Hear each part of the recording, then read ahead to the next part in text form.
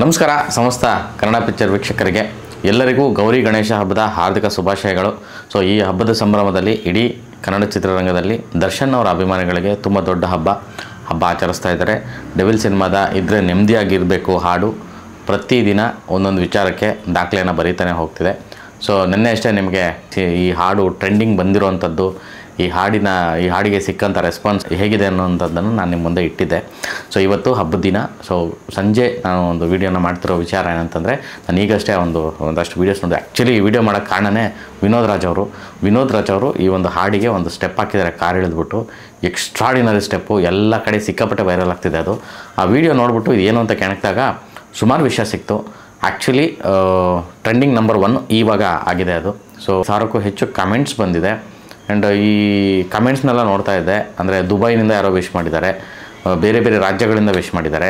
And ಇಲ್ಲಿನ ಪ್ರತಿಯೊಂದು district, ಪ್ರತಿಯೊಂದು ತಾಲೂಕಿನ ದರ್ಶನ್ ಅಭಿಮಾನಿಗಳ ಸಂಘದವರು ಇದ್ರ ಬಗ್ಗೆ ಮಾತಾಡ್ತಿದ್ದಾರೆ. ಅಂದರೆ ತುಂಬ ಹಾನೆಸ್ಟಾಗಿ, ತುಂಬ ಆರ್ಗ್ಯಾನಿಕ್ ಆಗಿ ಈ ಹಾಡಿನ ಬಗ್ಗೆ ಅವರ ಅಭಿಮಾನಿಗಳು, ಸಿನಿಪ್ರಿಯರು ಮಾತಾಡ್ತಿದ್ದಾರೆ ಅಂತ ಅನ್ನಿಸ್ತು. ಆ್ಯಂಡ್ ಇದರ ನಡುವೆ ಇನ್ನೂ ಒಂದು ವಿಷಯ ಏನಪ್ಪ ಅಂತಂದರೆ, ಈ ಹಾಡು ಒಂದು ಸಿನಿಮಾದ ಕಾಪಿ ಆಗಿದೆ ಅನ್ನೋದು ಬೆಳಗ್ಗೆಯಿಂದ ಎಲ್ಲ ಕಡೆ ಸುದ್ದಿ ಆಗ್ತಿರೋವಂಥದ್ದು.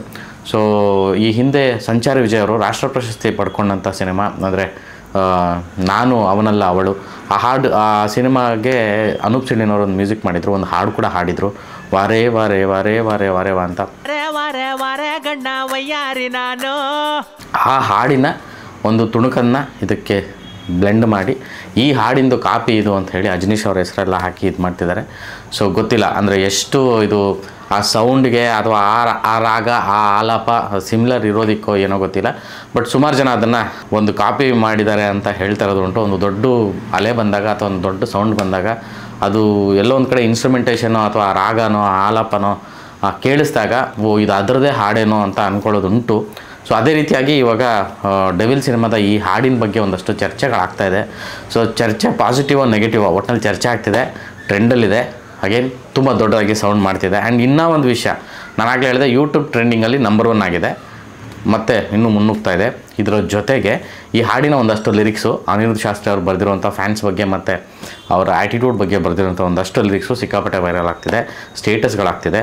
ಇನ್ಸ್ಟಾಗ್ರಾಮ್ ನೋಡ್ತಿದ್ದಾಗ ಒಂದೇ ದಿನದಲ್ಲಿ ಹೆಚ್ಚು ಕಮ್ಮಿ 12ರಿಂದ 13,000ದಷ್ಟು ರೀಲ್ಸ್ನ ಅವರು ಫ್ಯಾನ್ಸ್ ಮಾಡ್ಕೊಂಡಿದ್ದಾರೆ. ಅಂದರೆ ಒಬ್ಬೊಬ್ಬರು ಅವರು ವಿಚಿತ್ರವಾಗಿದ್ದಾರೆ. ಎಲ್ಲರೂ ಒಂದೊಂದು ಬಗೆಯಲ್ಲಿ ಈ ಒಂದು ಹಾಡಿಗೆ ರೀಲ್ಸ್ನ ಮಾಡಿದ್ದಾರೆ. ಸುಮ್ಮನೆ ಕೂತ್ಕೊಂಡು ಒಂದು ವೀಡಿಯೋ ಮಾಡಿದ್ದಾರೆ, ಅದಕ್ಕೊಂದು ರೀಲ್ಸ್ ಮಾಡಿದ್ದಾರೆ. ಅಂದರೆ ಅಷ್ಟರ ಮಟ್ಟಿಗೆ ಅವರು ಈ ಹಾಡನ್ನು ಪ್ರಮೋಟ್ ಮಾಡಲಿಕ್ಕೆ ಅಥವಾ ಅದನ್ನು ಎಂಜಾಯ್ ಮಾಡಲಿಕ್ಕೆ ಶುರು ಮಾಡಿದ್ದಾರೆ. ಸೊ ಇಷ್ಟೊಂದು ರೀಲ್ಸು ಆರ್ಗ್ಯಾನಿಕ್ಕಾಗಿ ಇಷ್ಟು ರೀಚ್ ಔಟ್ ಆಗ್ತಿರೋದು ಒಂದು ಈ ಸಿನಿಮಾ ಮೇಲಿನ ನಿರೀಕ್ಷೆ ಮತ್ತು ಏನಾಗ್ಬೋದು ಅನ್ನೋದಕ್ಕೆ ದೊಡ್ಡ ಸಿಗ್ನಲ್ಲು, ಈ ಒಂದು ಬಜ್ಜು ತೋರಿಸ್ತಾ ಇದೆ ಅಂತ ಹೇಳಿದ್ರೆ ತಪ್ಪಾಗಲ್ಲ.